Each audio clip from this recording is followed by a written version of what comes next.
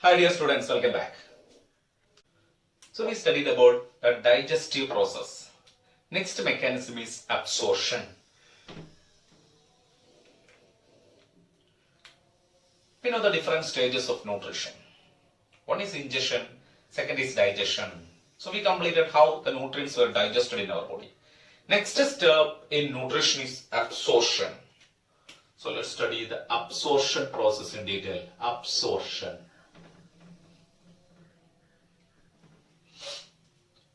This absorption takes place by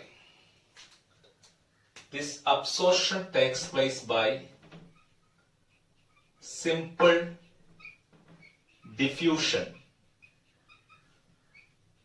What is simple diffusion? Absorption takes place by simple diffusion means on the basis of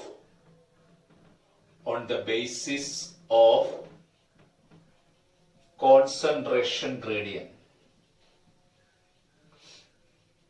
On the basis of concentration gradients.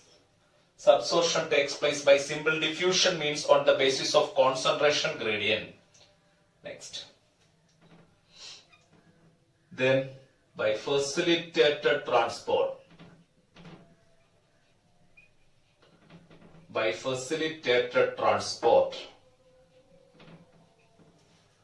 Facilitated transport means with the help of carrier protein. Absorption by facilitated transport with the help of carrier protein. Then active transport. Absorption by active transport. That means by using energy. And by osmosis. Absorption of water by osmosis. So these are the different ways of absorption. You know, the digestion takes place. Digestion is completed in the lumen of small intestine. Suppose here this is the lumen of small intestine. This is the lumen of small intestine. Lumen of small intestine. Here the principal organ of absorption. The principal organ of absorption is small intestine. So this is the lumen of small intestine. This one is the cell which line the lumen. This is the cell which line the lumen of small intestine. This is the mucosal cell. In small intestine it is columnar cell. The mucosal cell. Then we know these cells or the mucosa are literally supplied with the blood vessels as well as the lymph vessels. So these are the lymph vessels and blood vessels. Blood vessels.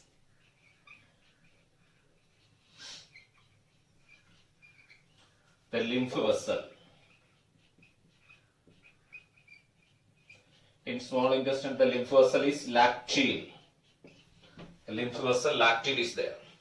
Okay. See. After digestion, the absorption takes place. Absorption means here the complete digestion takes place. After the complete digestion, nutrients are absorbed from this lumen of small intestine to mucosa cell and mucosa to either blood or lymph. This is absorption. So in our digestive tract, absorption takes place from lumen of small intestine to the mucosa cell and mucosa to either blood or lymph. And it takes place here. The different ways are, first one, some glucose, not all glucose, some glucose, then some amino acids and some electrolytes like chloride ion. Some glucose, some amino acid and some electrolytes like a chloride ion absorbed from lumen to mucosa cell and mucosa to finally blood. Lumen to mucosa cell and mucosa to blood by simple diffusion. They are absorbed from lumen to mucosa and mucosa to blood by simple diffusion. Anyway, finally it reaches the blood vessels. Then, next. Water. Absorption of water from lumen to mucosa and mucosa to finally blood by osmosis. By osmosis. Next is absorption of fructose, some glucose and some amino acids. Absorption of fructose, glucose and some amino acid from lumen to mucosa cell and mucosa to blood with the help of carrier ions, with the help of carrier protein. With the help of carrier protein, hence it is called as facilitated transport. It is by facilitated transport.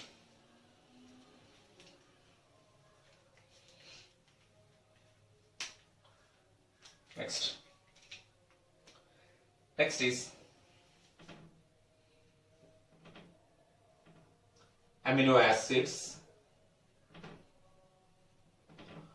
monosaccharides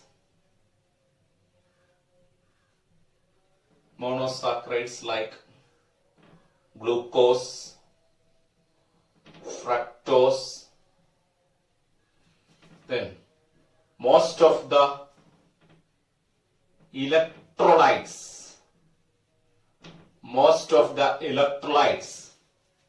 are absorbed from lumen to mucosa and mucosa to finally blood. Lumen to mucosa and mucosa to finally blood by active transport.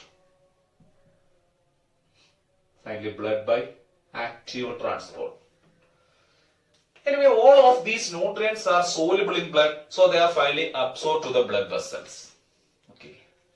The next is fatty acids and glycerol. Fatty acids and glycerol. They are insoluble. They are not soluble in blood. So here, suppose here these are the fatty acids. Fatty acids are here.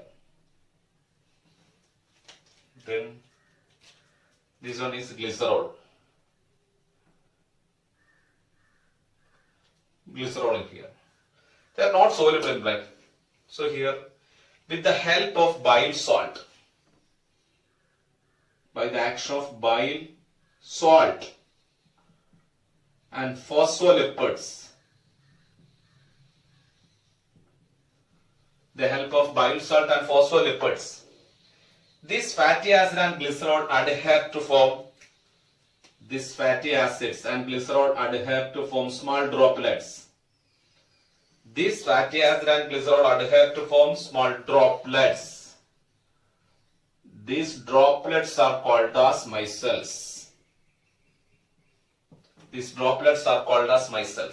So in the lumen of small intestine, these fatty acid and glycerol adhere to form small droplets or micelles with the help of phospholipids and bile salt. And they are absorbed to the mucosa cell. They are absorbed to the mucosa cell by simple diffusion.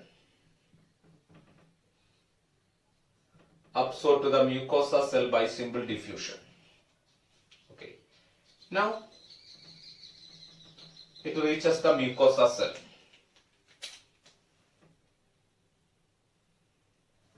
Then within the mucosa cell, within the mucosa cell, they are transported to the endoplasmic reticulum. They are transported to the endoplasmic reticulum. In the endoplasmic reticulum, they are reformed into a protein-coated capsule. They are reformed into a protein-coated capsule. These fatty acids and glycerol, phospholipids, all of these are reformed into a protein-coated capsule. This protein-coated capsule.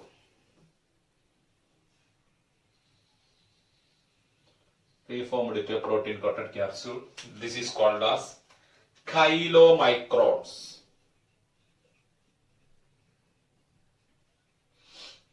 Reformed into chylomicrons.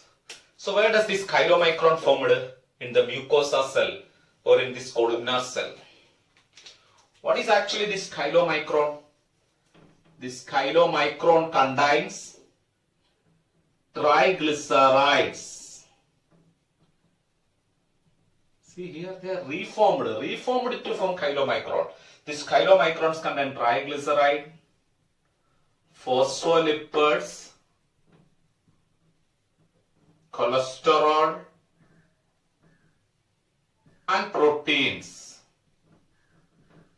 They are called as chylomicrons. These chylomicrons are absorbed to the lacteal by exocytosis. These chylomicrons are released to the large lymph vessels.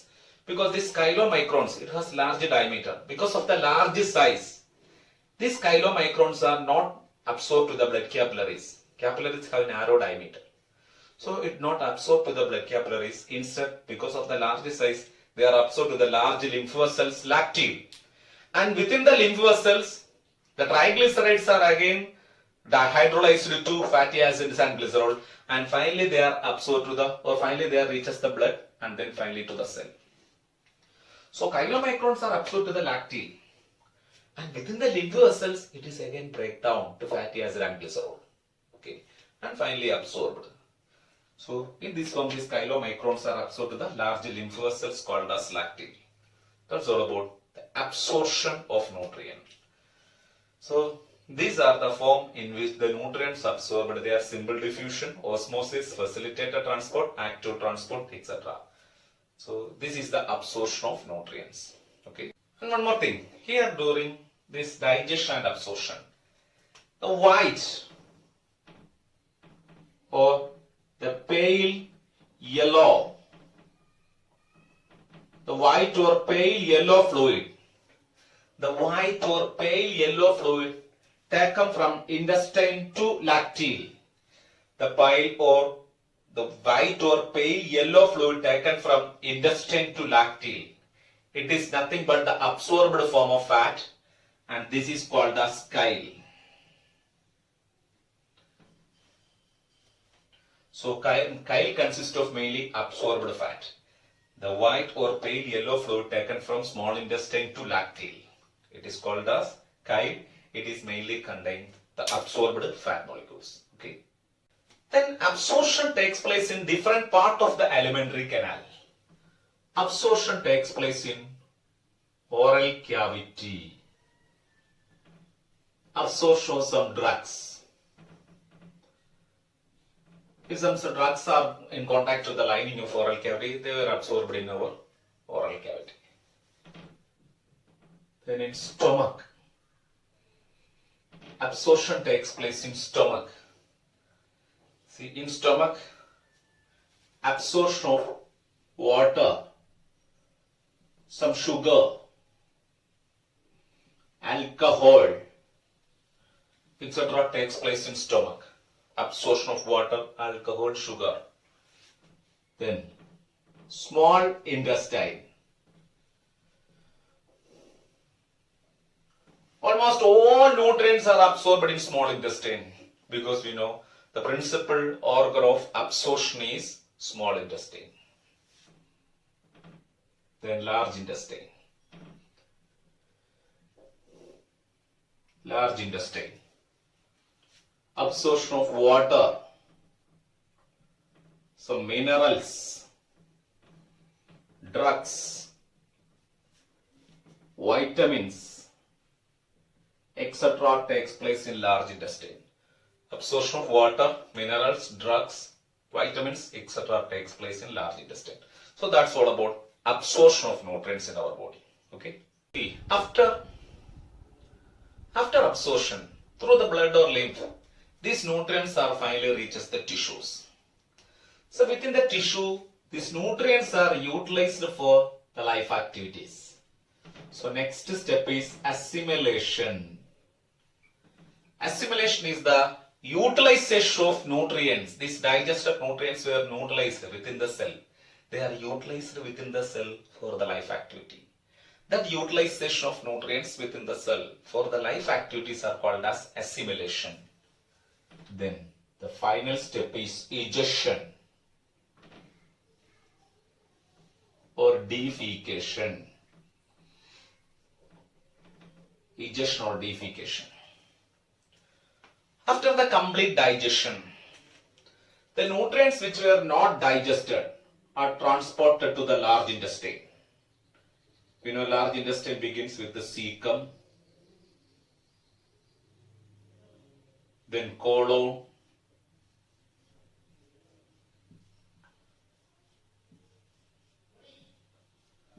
ascending colon, transverse colon, descending colon, and rectum and anus. So the undigested waste came here in large intestine. See, no digestive role here by this large intestine. We know mostly water absorption takes place in or large intestine. So not only water absorption, some minerals, drugs, vitamins, etc. are absorbed in this large intestine. Mainly this absorption takes place by the colon. See here, the mucus secreted by the cells, the mucosa cells of large intestine. The mucus secreted by this large intestine helps in the adhesion of undigested waste material. Adhesion of undigested waste material and solidifies the waste. So mucus secreted helps by the inner mucosa cells of large intestine, helps in the adhering of the waste material, which helps in the solidifying of the undigested waste here. Solidifying of undigested waste. So the undigested waste gets solidified. Then methanogens inhabited in this large intestine produces the gases. Methanogens produces gases. Then different strains of Escherichia coli bacteria are there. Some of the E. coli inhabited in the large intestine synthesize vitamin K and vitamin B complex. Vitamin K and vitamin B complex. These are symbiotic microbes. Then these microbes of large intestine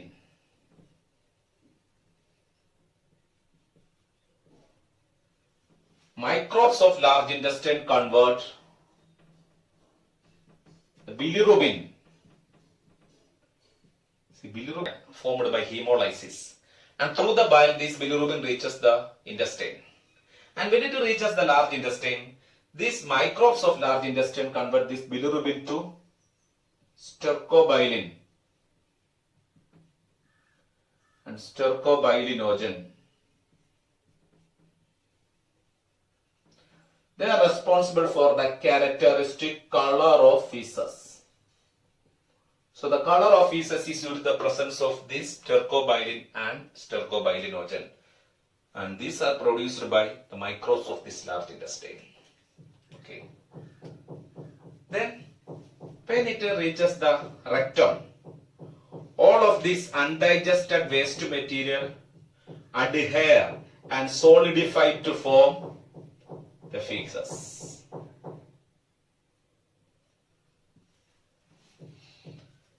And when the rectum is filled with the feces, a neural reflex developed. That is the defecation reflex. The defecation reflex developed from the central nervous system, and that defecation reflex causes the removal of undigested waste. The removal of this undigested waste is called as egestion or defecation. The reflex from the central nervous system, that means when the feces is filled with the rectum, rectum sends a signal to central nervous system and develop a defecation reflex. This defecation reflex causes the egestion or the removal of this undigested waste or feces is called as defecation or egestion. And this defecation completed by the relaxation of